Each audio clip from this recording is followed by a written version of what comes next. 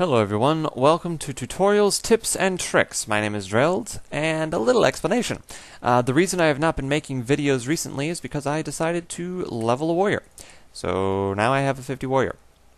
But I will start making videos again and uploading those. So this video is going to be talking about the spec that I'm using at the moment to farm or do dailies and stuff like that. I've also used it in instances, but I find it's mainly really good when I'm farming. The reason is Bloodthirst. Now, Bloodthirst is a proc that happens when you kill a mob. You can get talent points that make it crit 100% of the time. It does not trigger the global cooldown, which means you can pretty much use it as soon as it comes up and keep all of your other skills going. Now, because you can make it a crit, you also get then another proc, which is Frenzied Strike. So you have two procs right off the bat whenever you start attacking a mob, which means most mobs die really, really quickly. Alright, so the talent points that I'm using. I'm mainly going into Champion and then into Paragon. I'm taking Warlord because this is being a soloing spec. I kind of like Battlefield Distraction, just makes the mobs hit me a little bit less. Might help a little on downtime. Alright, talent points in Champion.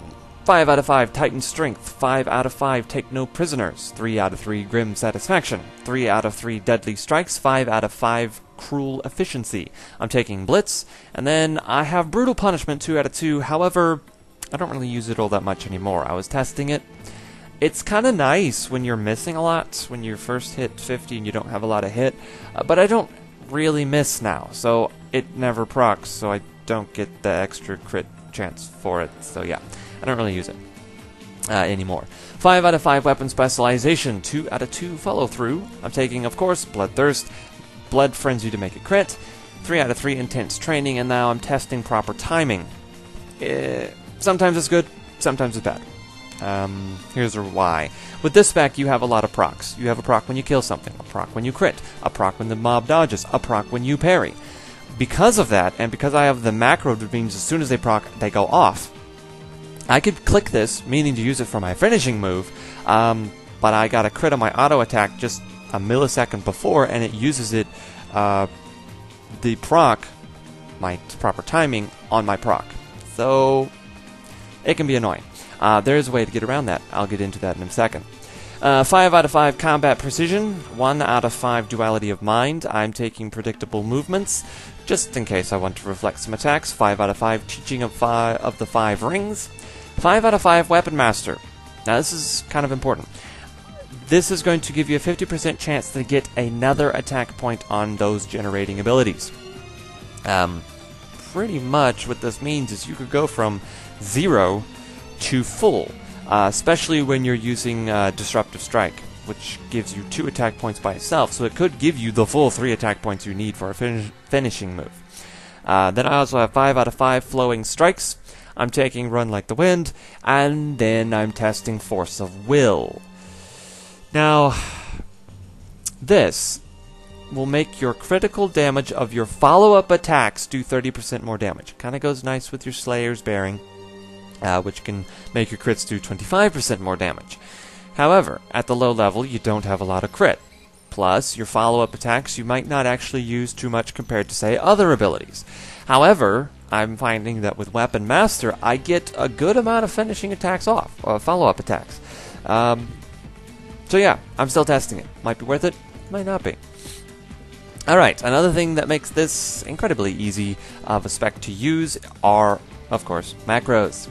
Now, for my filler attack, for my building attacks, I'm using this macro. It lists Bloodthirst first, so it's on first priority because it will crit. And then I have Frenzied Strike, and then I have my If They Dodge, and then If I Parry. Now I have Disruptive Strike listed next, because it gives the 2 attack points, I can use finishing moves more quickly, blah blah blah, but it has a cooldown. Next I have Debilitating Strike. This one is... it's going to make my follow-up attacks do more damage. So you can see the theme that I'm testing here, follow-up attacks. Trying to increase that damage. Then I have Power Strike as the filler. Now for your finishing moves, I have the same procs listed in the same order, but then I have Death Blow and then Punishing Blow. Death Blow you can use when the mob is low on health. It does more damage than Punishing Blow. Alright, now the way to get around your proper timing problem is I normally use it on my AoEs. My AoEs, I did not macro my procs into. The reason is they're single target procs, which means I might want to conserve my power to do AoEs. I might not want to use my single target procs all the time. Now I still have most of them keyed, or I can just click them up here while I'm pushing my skills if I have my mouse free. But what this allows me to do is pop proper timing, and then I can use my skill. I don't have to worry about it using it on my procs. Alright, so that's going to bring an end to this episode of Tutorials, Tips, and Tricks. My name has been Drilled. Thank you for watching.